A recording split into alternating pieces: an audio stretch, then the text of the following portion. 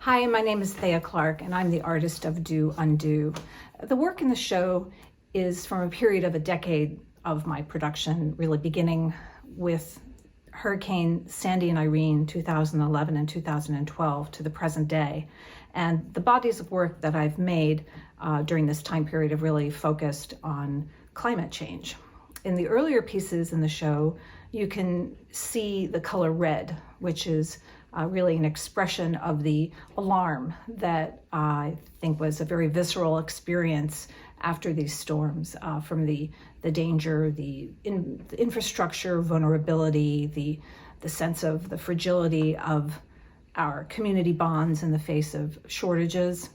I started to, in the intervening decade, I did start to move away from the use of new plastics, which you see in those red colors and those other colors of those earlier pieces, towards the use of elements from nature. So in the later pieces that you see in the show, from 2019 to 2021, you see the use of shells, you see the use of anthracite coal, pine rosin. These are things that are really representing nature, actual elements of nature. So instead of making art that reflects nature, using nature to make art. I think that there's also a change in the tonality of the pieces from less somber colors. One thing that you'll see that is a common element that started in the earlier pieces and is carried through and become more of a focal point is the knotting of lots and lots of small knots of fiber, and in this case, cord or hemp. So this is an accumulative kind of action that through accretion builds structure, or actions representative of actions that we take that build our current reality, that bring us to where we are today. It's really a metaphor, that kind of labor, intensive repetitive labor, and that accumulation of actions to create that form.